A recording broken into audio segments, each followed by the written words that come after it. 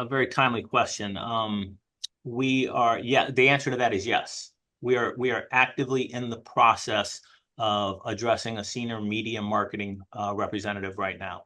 Actively, actually been involved with it for the last week and a half. So yes, we are addressing that. We have as we did, it's kind of as you do the review, of the club, there are certain things that, actually stand out very quickly and we have to address. And we tried to do that immediately on the football side of the operations because we had to keep that going.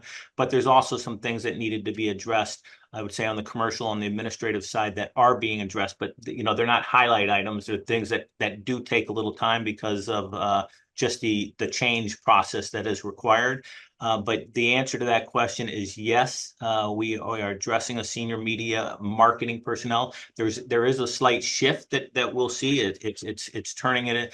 The position is basically head of marketing and media. I view media as a channel, as one of the channels, and it's a very important channel to stay connected to the supporters in every way, shape, or form. But we've also, people may not realize this, we have not had a marketing function in the club.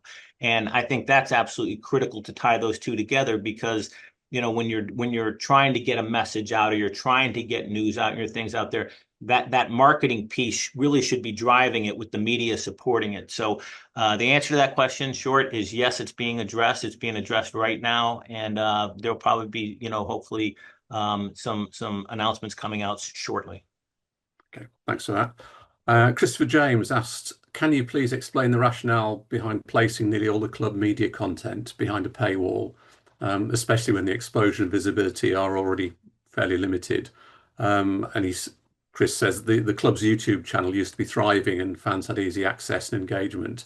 And really, with a lot of the content now behind the paywall and restricted to CUTV, it feels a little bit counterproductive, reducing the reach and alienating supporters rather than building momentum and growing the fan base. So it's really sort of what the long-term thinking is on that media.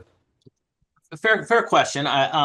There's two schools of thought there. There's CUTV basically does help fund the club. I mean, it does help fund the club, and most of the information that's on CUTV is time gated, and it does get released to the general, to the public. So, I guess when I look at the CUTV right now, I think there's so much more we can be doing. There's so much more that can be available to the supporters or to subscribers for it that is in-depth analysis, things behind what's going on at the club. So I have not been absolutely enthralled with the content on CUTV, and the club realizes that, and that's part of the change on the head of marketing and media that's coming in play.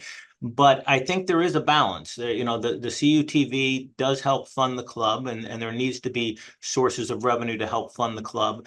But I think it's a balance. Some needs to be free and available as well. But the overall, I guess, message I would say there is the content on CUTV has to become much more robust, much more where you want to come home and view it, or you want to be able to log on and view it, and there's sufficient material, that things that you would not have seen or we would not know about how the club operates. So that's the push. Is there will be a balance. It is mostly time gated, where CUTV will get to see it first and then it'll get released, but it's an important part and it's a revenue stream for the club, and it's needed because long term, the club needs to be financially sustainable. I mean, that's our ultimate goal, is to get the club to a point where it is financially sustainable on its own without owners' equity.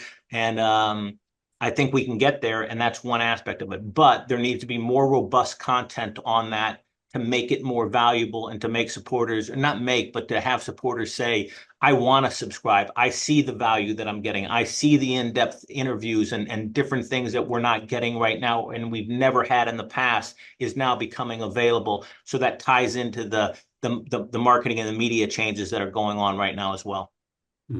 Yeah, thanks, Tom. I Robert Calvert, who says he doesn't live in Carlisle these days, but from a distance, his feeling is that the club is sort of controlling club media and messages out of the club more than they used to in the old days. And he's really concerned that given there's no guarantee we'll get back into the EFL, um, and having suffered the two relegations. Could you say a little bit more about the relationship with the sort of the other media that operate in Carlisle, the News and Star and Radio Cumbria, and how you get a balance between club media and then the other media's channels that feed information to fans and indeed encourage fans to get engaged with the club. Again, it's that balance, I guess, that you were Yeah. talking about. And we recognize that. I mean, with the News and Stars and the BBC, I mean, there is a balance. Both channels are valuable. Both channels are necessary. Um, I you know I don't have, I guess, the knowledge of what it was like prior. It is my understanding that, very rarely would there ever be an owner sitting there, talking to the press or talking to a supporters group on a regular basis as we've tried to make ourselves available. So in terms of the transparency and availability of us and saying we want to be able to connect and talk to supporters and we talk to the press, yes, we're trying to do that. So that's a little bit surprising that when we say in the past, because when I remember when I came in, the relationship with the press and the club at that time was not a healthy relationship, and we've made a concerted effort to really try to open that up. It's not perfect by any means. I definitely recognize that, but we are working with those channels, with those the press to basically say, how can we do this? We need each other. I think the press needs Carlisle United, and we need the press as well. So it's balancing that out. But we're working on that and have active initiatives going on with them to address that. So just to come back really to the start of this section, I mean, I guess this new appointment you're about to make will have a bearing on the way you play that and who's responsible for it as well. Perhaps take some of the pressure off yourself in that respect. Yeah, I mean, I can't, it's hard to underestimate the value of the marketing function that the club did not have. We just did not have that.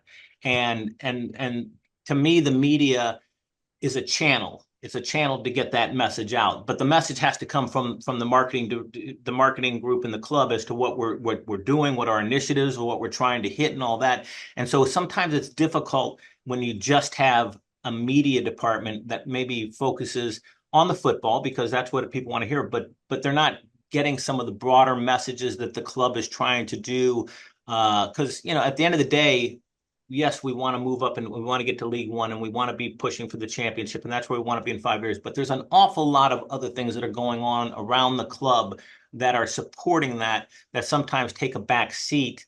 And I think nailing that and getting the right individual for that position that understands how the marketing, the message, and the channels come together, and to get that out and to get that out in a healthy, a good working relationship with the press and others is absolutely critical. So we're very, very focused on finding the right person with the right skill set, with the right experience in both areas that can do that, because we think it's incredible it's required for the success for this to work from a communication standpoint.